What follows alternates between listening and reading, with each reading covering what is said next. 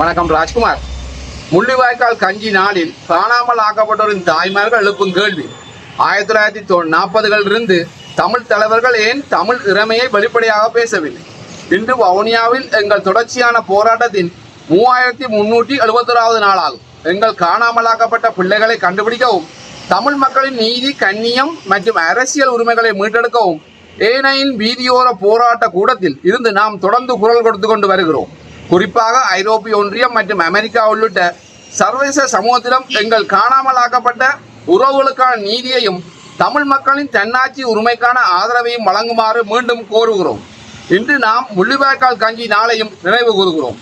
போரின் இறுதிக்கட்டத்தில் முள்ளிவாய்க்காலில் சிக்குண்டிருந்த தமிழ் மக்களின் உணவின்றி தவித்த போது பசியால் வாடிய குழந்தைகள், முதியவர்கள் மற்றும் இடம்பெயர்ந்த மக்களுக்கு உயிர் காக்க கஞ்சி காய்ச்சி பகிர்ந்தனர். இந்த கஞ்சி எங்கள் மக்களின் துயரம், உயிர்ப்போர் மற்றும் தியாகத்தின் அடையாளமாக மாறியது.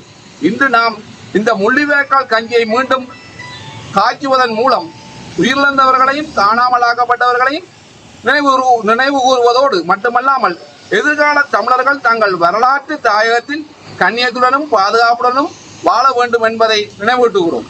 இந்த வேதனையான நாளில் 1940களிலிருந்து தமிழ் அரசியல் தலைமையிடம் ஒரு முக்கியமான கேள்வியை எழுப்புகிறோம். ஐரோப்பிய ஆக்கிரமிப்புக்கு முன்னரும் இலங்கை உருவாக்கப்பட்டதற்கு முன்னரும் தமிழர்கள் தங்கள் தாயகத்தில் தாங்களே ஆட்சி செய்த வரலாற்றை ஏன் உலகுக்கு தமிழ் மக்களுக்கு முழுமையாக எடுத்துரைக்கவில்லை? எங்கள் மக்கள் பல தசாப்தங்களாக நில இழப்பு, இராணுவ ஆக்கிரமிப்பு, இடம்பெயர்வு, காணாமல் ஆக்கப்படுதல், மன உளைச்சல் மற்றும் அழிவுகளை எதிர்கொண்டுள்ளனர். இருந்த போதிலும் தமிழ் அரசியல் தொடர்ந்து குறுகிய அரசியல் தீர்வுகளை மட்டுமே பேசிக்கொண்டே இருந்தது. ஆனால் தமிழ் தேசிய இனத்தின் வரலாற்று அடிப்படையும் தன்னாட்சி உரிமையும் இறைமையும் உலகின் தெளிவாக எடுத்துச் சொல்லப்படவில்லை. நாம் கேட்கிறோம், ஏன் தமிழர்கள் எப்போதும் குறைந்தபட்ச அரசியல் தீர்வுகளை ஏற்க தேடப்பட்டார்கள்? ஏன் எங்கள் சொந்த வரலாறு எங்கள் மக்களுக்கு முழுமையாக கற்பிக்கப்படவில்லை? ஏன் தமிழ் இறைமை மற்றும் தன்னாட்சி உரிமை சர்வதேச சமூகத்தின் முன் தெளிவாக வைக்கப்படவில்லை? இந்த கேள்விகளை நாம் வெறுப்பால் அல்ல, பல தசாப்தங்களாக நீடித்த துயரத்தாலும் ஏமாற்றத்தாலும் கேட்கிறோம்.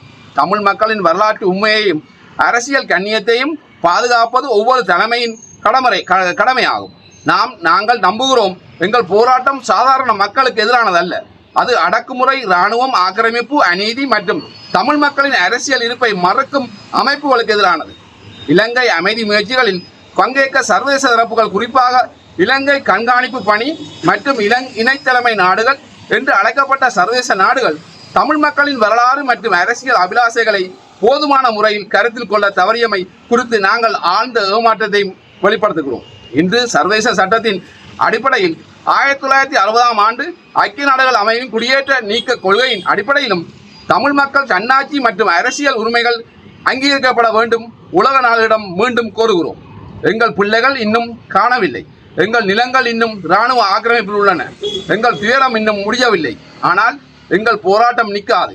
வவுனியா ஏனையின் வீதியில் போராட்ட கூடாரத்திலிருந்து உண்மை, நீதி, கண்ணியம் மற்றும் தமிழ் மக்களின் அரசியல் உரிமைகளை மீட்டெடுக்கும் வரை எங்கள் குரல் தொடரும். நன்றி.